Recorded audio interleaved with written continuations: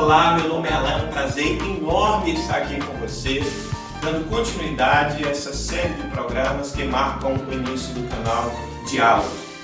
Vamos falar hoje sobre o que é dialogar e como é o propósito deste canal. Eu quero trazer alguns referenciais teóricos que vão nos ajudar a ampliar um pouco mais este conceito.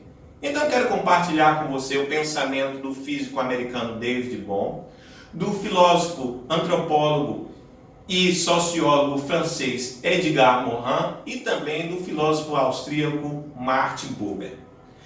Para David Bohm, a palavra diálogo vem do vocábulo grego diálogos, aonde você tem a raiz dia, que significa através de, e a palavra logos, que significa verbo ou palavra. Então, segundo David Bohm, um diálogo ele pode acontecer com um número diverso de pessoas, não apenas com 2 pessoas, mas 3 pessoas, 4 pessoas e até mesmo com uma única pessoa. Porque o que se torna significativo no diálogo é exatamente a fluência de sentidos, ou seja, quando nós podemos ser atravessados pela opinião do outro e quando o outro também se permite ser atravessado pela nossa própria opinião. Quando isso acontece, há uma outra coisa significativa também que eu observo no pensamento do David Bohm. É que a compreensão inicial, ela é modificada, ela é ampliada. Então, aquela compreensão inicial nunca termina a mesma no diálogo.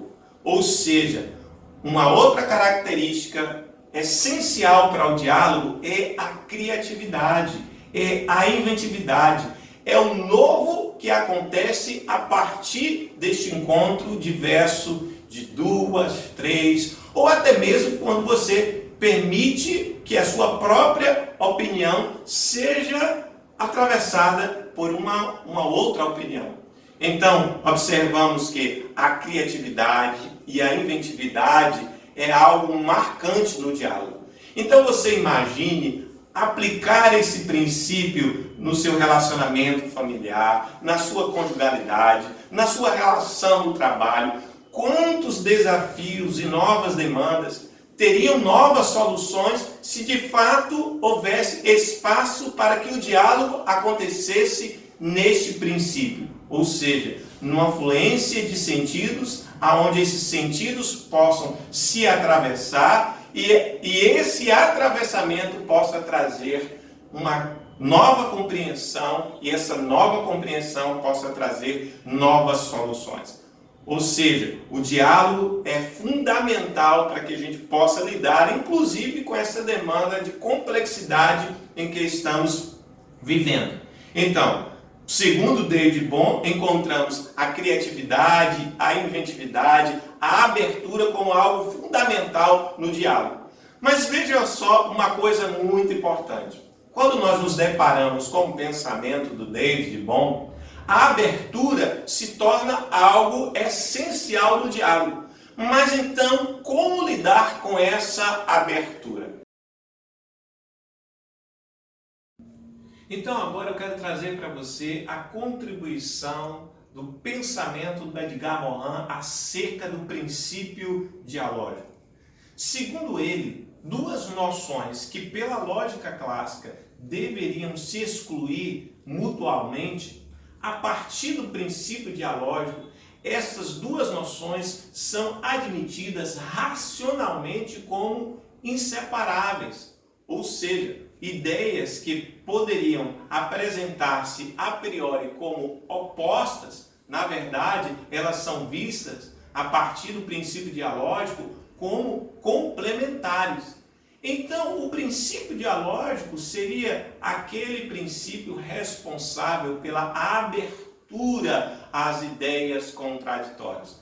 Ou seja, se pensarmos isso dentro de um contexto de um diálogo, o princípio dialógico ele é fundamental para construir aquilo que eu acredito ser essencial ao diálogo, que é a tolerância. A abertura àquilo que é diverso, a abertura àquilo que é muitas vezes oposto ao que eu sou ou ao que eu penso, mas que não é visto como algo inseparável dentro de uma realidade complexa. Pelo contrário, é visto como uma ideia complementar, algo que pode ampliar, que pode contribuir para o meu conhecimento, para o meu pensamento e também, inclusive, para aquilo que eu sou. Então, observamos que o princípio dialógico ele é fundamental na construção da tolerância, e essa tolerância que vai fazer essa abertura para a diversidade. Então nós chegamos aqui num ponto fundamental para pensarmos qual é o lugar do outro no diálogo. Então eu trago a contribuição do pensamento do filósofo Martin Buber. Para ele, a vida acontece no encontro, e no encontro do eu e do tu. O que ele estava querendo dizer com isso?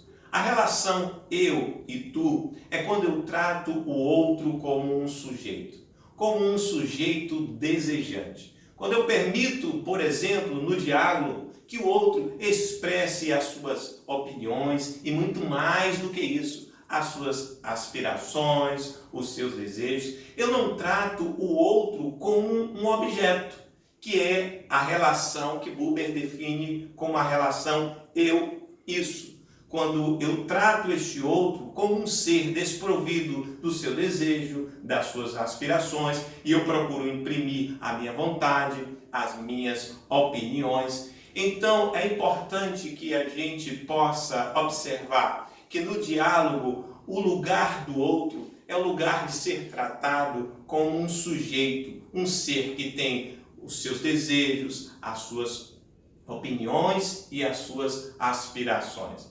Então, algo fundamental e imprescindível para o diálogo é a escuta. E essa escuta, ela precisa ser empática, onde eu permita que o outro expresse não apenas opiniões, expresse inclusive também os seus sentimentos, as suas emoções. Afinal de contas, eu não estou tratando o outro como um objeto desprovido desses sentimentos, dessas emoções. Eu estou tratando como um sujeito, onde ele pode revelar também, inclusive, a sua subjetividade. Então chegamos aqui, a partir da contribuição desses três grandes pensadores brilhantes, que dialogar é muito mais do que, por exemplo, debater. Porque no debate você está procurando uma opinião ou uma posição vencedora.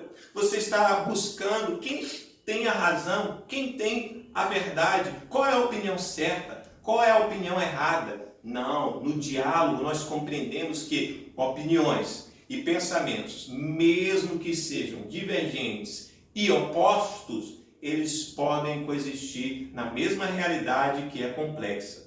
O diálogo é maior do que a discussão, porque a discussão divide, separa opiniões e muitas vezes, e na maioria das vezes, divide e separa inclusive as pessoas. O diálogo não. O diálogo está tentando reconciliar, articular ideias mesmo que opostas, unir e reconciliar inclusive também pessoas.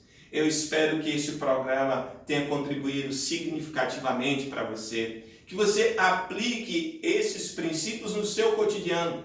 Veja como seria interessante pensar esses princípios, por exemplo, numa relação com o seu filho, com a sua esposa. Tratar, por exemplo, o seu filho como um ser ou um sujeito desejante, não como um objeto das suas expectativas, das suas fantasias ou dos seus projetos pessoais, mas um ser em que ele possa expressar a sua opinião, mesmo que divergente da sua. No trabalho, aonde o seu parceiro de trabalho possa contribuir com opiniões diferentes da sua, entendendo que a opinião diferente fará com que a sua própria compreensão seja ampliada e que você possa ter um trabalho mais produtivo.